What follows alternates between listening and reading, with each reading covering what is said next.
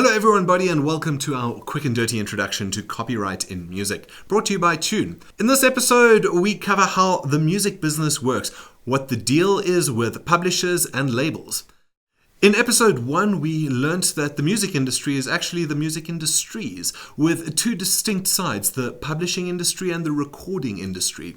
These two separate industries interact with one another and often rely on each other for their own existence and survival. Songwriters and publishing companies need the recording artists and record labels to promote and market the music in order to make money. In the same way, the record labels and the artists need songs from the songwriters to record and sell the music. And then publishing companies need content to publish. Remember that it is possible for a company or a person to be in both the recording and publishing industries. Many artists write their own songs and many record labels have publishing divisions. In fact, it's possible for one person to be the songwriter, publisher, performer, or recording artist and record label, all by themselves. We also learned that each industry should be considered separate because they tend to trade in completely different aspects of copyright. Publishing and neighboring rights. In law, there is only one copyright, but in practice, the industry somewhat splits them to exploit them in particular ways. And there are various credits a creative can be credited with in the making of a musical or recorded work. Now we're going into detail about what each side of the industry does, how they do it, and how creatives are able to be a part of it, whether or not they work with publishing companies or record labels. This video is about how the industries work in practice. In an ideal world, it makes the most sense to begin with the publishing industry because they deal with the intellectual property involved in a musical work, which is essential to make a recorded work. When a song is used, even if the publishing rights holder did not make the recording, they are entitled to a portion of the money that gets generated from the use of the intellectual property. For example, when Goldfish recorded their cover of Nirvana's Heart-Shaped Box, they needed to secure the permission and rights to do that. With those rights, however, they then created a new additional copyright on their version. Usually, a deal will be struck between the original artist and the cover artist to share revenue, but that is dependent on the agreement between them. That may sound confusing, but it's fairly straightforward. You see, each and every recorded work is based on a composition. For a composition to be recorded, permission in the form of a license needs to be obtained from the owner, in this case, Nirvana, or the label that owns their music. A license is when the rights holder gives another person or party permission to use their copyright, either to perform on stage, adapt, or make a recording of it. It is like renting or leasing the copyright, just like an asset. So let's have a look at the publishing industry. As we know, publishing refers to making something public or generally known. You will know the word from the literary industry. Books have publishers just like music. In fact, music publishing was based on book publishing when it was first created. In music's case, it used to involve the printing of sheet music and making it available to orchestras to perform and to the public to buy and recreate at home on the family piano. The main difference between the literary industry and the music industries is that music includes recordings, which is a completely different medium to a written song, but essentially the same ideas. To help drive the point home one more time, the music publishing industry works with intellectual property in the music, whether it is in a recorded medium, a printable medium, written down, or documented in some way. A publishing company or publisher's basic role is to ensure that copyright holders are exposed to opportunities to be paid for the use of their copyright, whether they're performed, recorded, or licensed. In order to license the use or sale of copyright, a publishing company must get them from somewhere. This can be done by buying or licensing them from another publishing company, but more often than not, it involves acquiring the rights from songwriters. As the rights holder of a publishing right, the songwriter owns the commodity that the publisher wants to make use of to make money. This is commonly referred to as exploiting the music or commercializing it. This interaction is where publishing deals come in. Publishing deals are an agreement between the publishing rights holders, like songwriters, and publishing companies. The publisher then licenses compositions to users such as record labels, recording artists, TV and film producers, and the like, and then monitors where compositions are used. In the case of most sync deals, a publisher will also negotiate on behalf of the songwriters to secure the best deals possible. They also perform essential admin to ensure all licensing happens properly and that all of the royalties get to the right people. Some of that admin includes registering the publishing copyrights with relevant collective management organizations, or CMOs, ensuring that all of the relevant metadata is correct and up to date, bookkeeping services, and collecting royalties from users or licensees and distributing them to their clients. Now let's go deeper into publishing deals. Publishing deals can take on many shapes and forms, and each one is usually unique in some way or another. In each case, the basic transaction is the same. The publisher will perform a range of administration and business tasks mentioned before on behalf of the songwriter. In return, the publisher is entitled to a share of the royalties and revenue that's generated usually. While each deal will vary on the exact conditions, such as the percentage split, the tasks to be undertaken, inclusion of an advance, or the term or amount of time that the deal is valid for, they are all designed to do the same thing, and that is generate and administrate revenue from the copyright.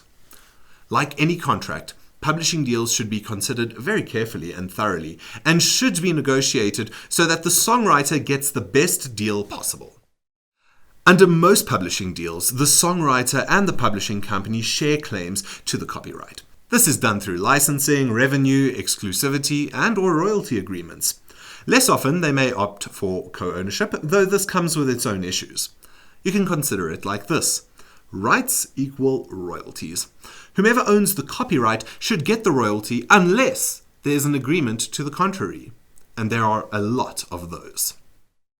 As we learnt in Chapter 1, songwriters refer to the individual creative people who wrote the song. Each individual is credited with the roles that they performed in the writing of the song, such as the composer, who wrote the music, and the author, who wrote the lyrics. There can be multiple individuals performing each role, and there is no need for every role to be filled. For example, a song could have 3 composers and 2 authors, or just 1 composer and nothing else. When a song is written, the songwriters should decide who owns each part. This is recorded on a split sheet, where each person is credited with their roles and their percentage ownership of the copyright.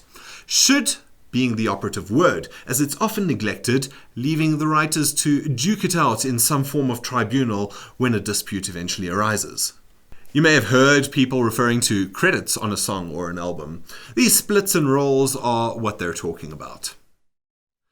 Now let's look at the recording industry. If we use the same analogy of the literary industry from earlier on, we know that recorded works are in fact just another medium that can hold the same ideas and intellectual property that is in a musical work.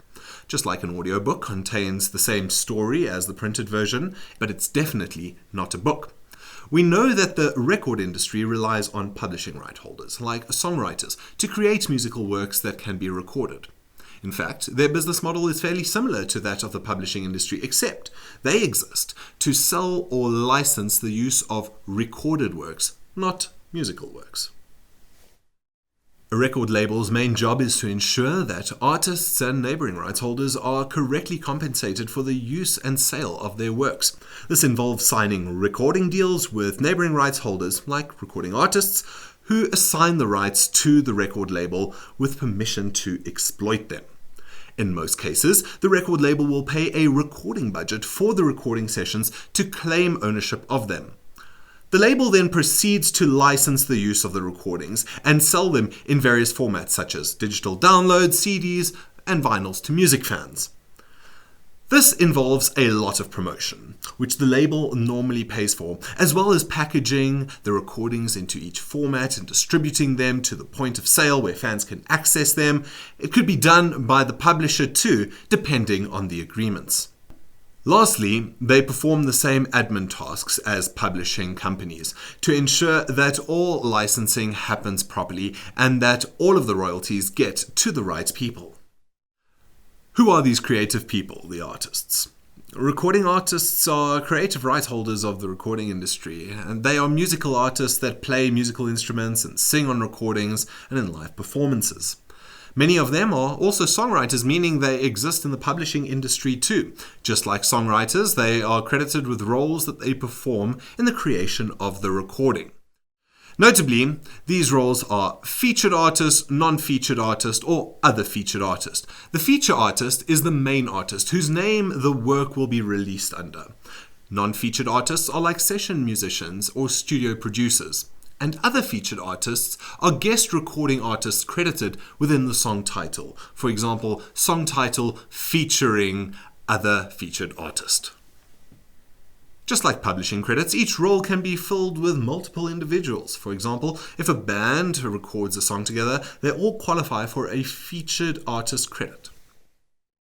Recording deals follow the same principles as publishing deals, where each party performs certain roles in the pursuit of creating, licensing, and selling recorded music.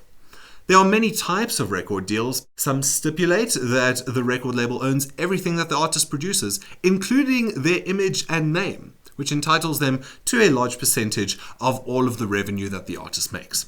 Others are much simpler, where the label only distributes the music, owns only a small share in the recordings, and is only entitled to a smaller share of the revenue that they generate. It's interesting that while these industries are clearly distinct from one another, they are also fairly similar in their business models. Both publishers and labels act a bit like a bank in providing the budget to create and record the works and promote the recordings. In many cases, this is supported by a financial loan known as an advance. As a result, the company typically requires something in return, and that can be anything from a stake in the music to a right to the royalties. The artist or songwriter is technically in debt to the label or publisher respectively. When the musical work or recording makes money, the publisher or label often collect all of it, which pays back the loan. Once the debt has been repaid, they then start to pay the songwriter or artist share over to them. Advances or loans can be seen as crucial to many artists or songwriters. It affords them the time to give up their day job and work on their music, and provides the budget to record and make promotional content. They should, however, always be treated as what they are: credit which creates debt. Aside from financial support, many artists find the publishers or labels' additional services to be very helpful. They have big networks that make it easy to connect with skilled people, and they have dedicated professionals to assist the artists with their careers. Lastly, a disclaimer. Technology and the internet have had a massive impact on the music industry. It hasn't been rocked this hard since recording was invented. It is by far the most exciting time too. There has never, in the history of time, been so much music being made, and most of it is available instantly online. Songwriters and artists are able to bypass the publishers and labels altogether, and as a result, the industries are changing rapidly. The future looks bright. In episode 3, we'll look at what aspects exist in publishing and neighboring rights. We'll also look at royalties and find out who gets them. Thanks for watching. We'll tune you later.